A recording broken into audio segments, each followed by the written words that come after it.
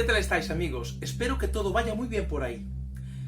Hoy vamos a hablar de un caso ovni, aunque algunos investigadores van más allá y lo califican de invasión. Paradójicamente, es uno de los casos ovni más documentados de la historia y al mismo tiempo uno de los que no están resueltos y tienen una muy difícil respuesta. Se trata del conocido como caso de la isla de Colares, y como hemos mencionado anteriormente, algunos creen que lo que se vivió en esas fechas fue una auténtica invasión alienígena en Brasil, por la cantidad de incidentes que ocurrieron.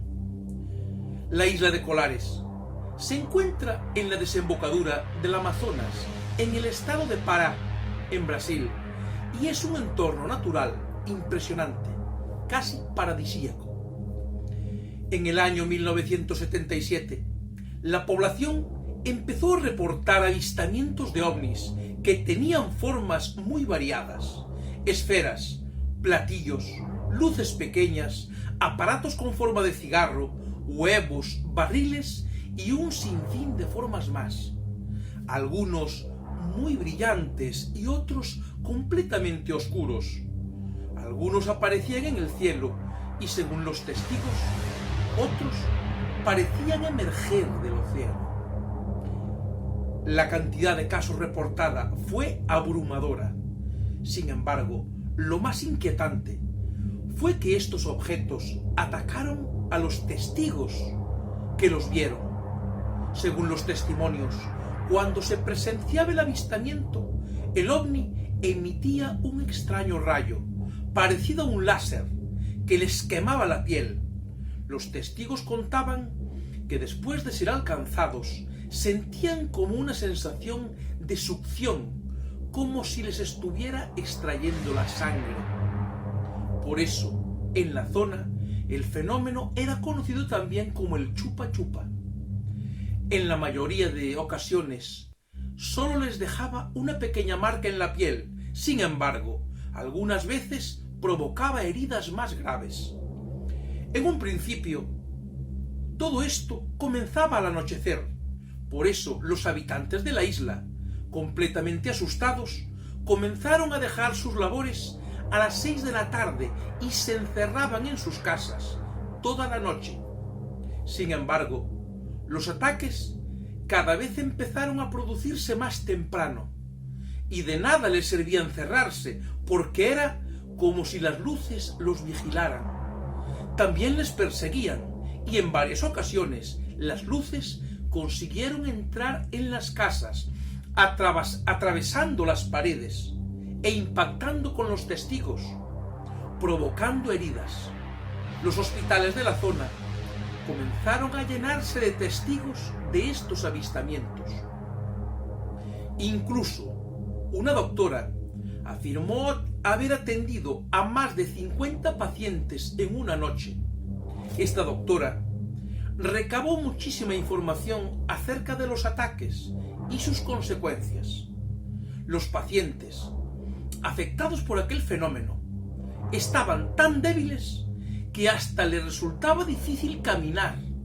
Las quemaduras de los rayos presentaban necrosis solo unos minutos después de haberse producido, cuando una quemadura normal, hasta las 96 horas, no produce este efecto. Las quemaduras también presentaban pequeños agujeros y los análisis de sangre de las víctimas mostraban que todos tenían anemia, cuando antes de ser alcanzados estaban perfectamente sanos. Varios pacientes de esta doctora fallecieron y las autopsias no consiguieron demostrar cuál había sido la causa de la muerte, por lo que fueron calificadas como desconocidas. Todos ellos presentaban las marcas de los misteriosos rayos. Días después, esta doctora también fue testigo de un avistamiento.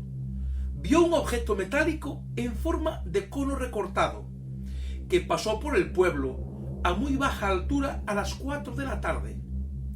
Afirmó que momentáneamente una zona de este aparato se volvió transparente y pudo ver a un ser pequeño, de aproximadamente 1,5 metros de altura.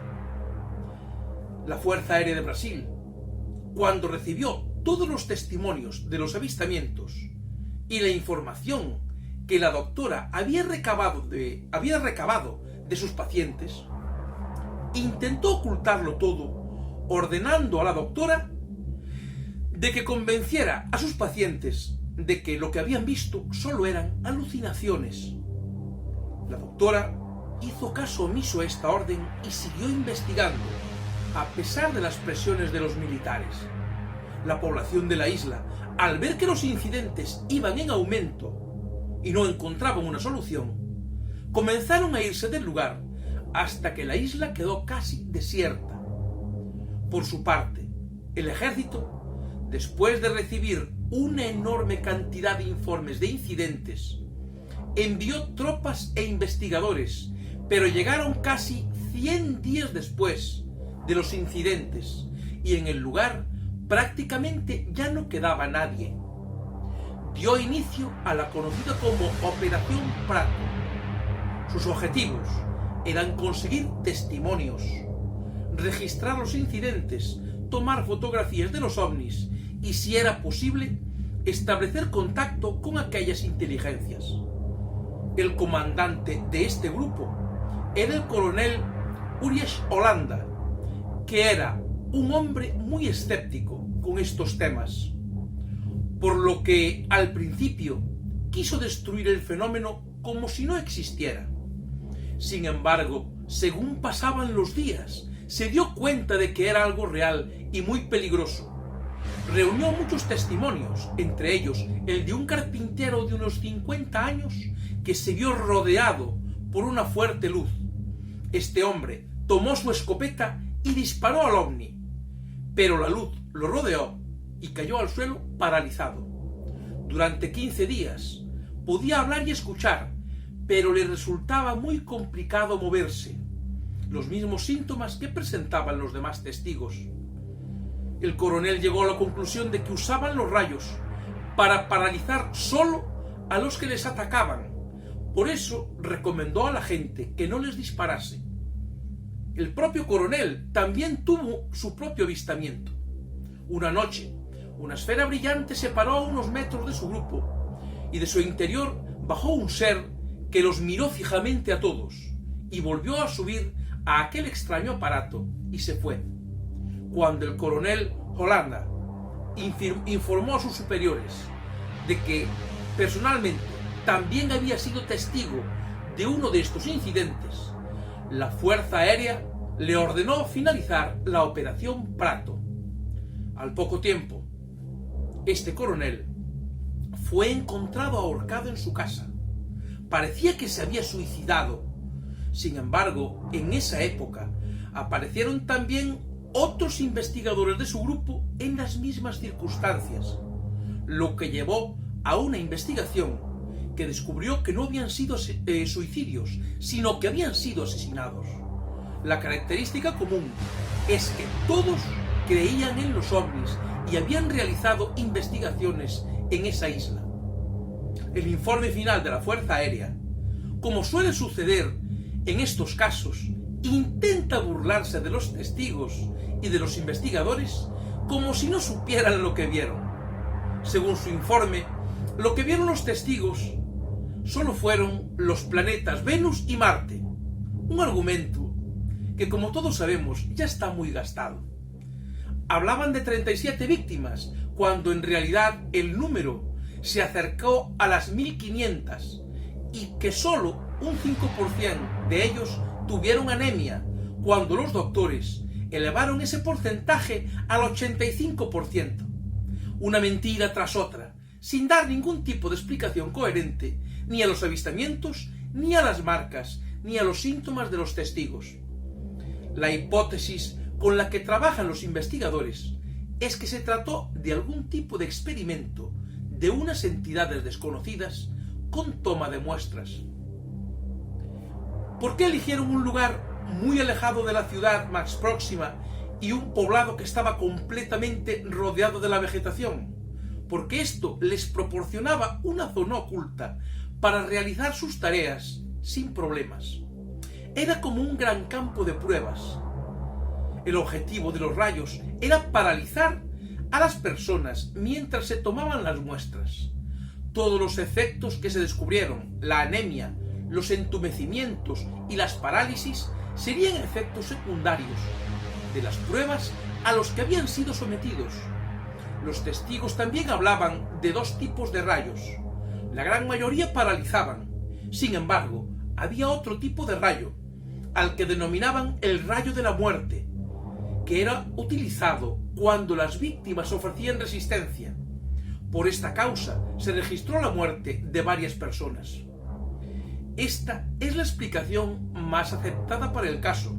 Sin embargo, sigue siendo una hipótesis, porque aún continúan muchos enigmas por resolver.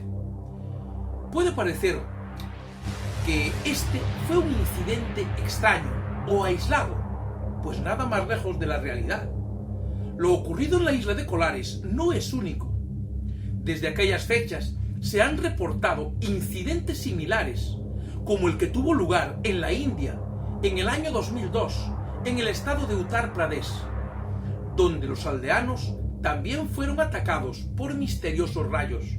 Los testigos afirmaban que habían sido atacados por esferas voladoras que emitían luces rojas y azules.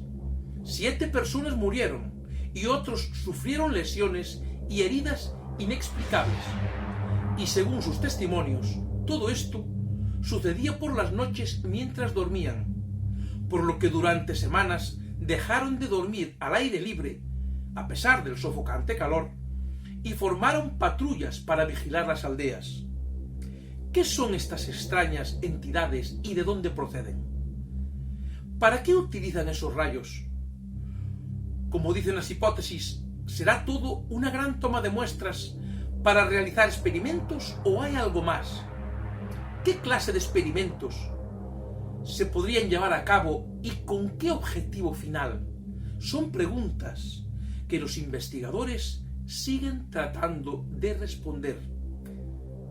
Amigos, esperamos vuestros comentarios y si os ha gustado el programa no olvidéis dar un like y suscribiros al canal. Muchas gracias por estar ahí y que todo vaya bien.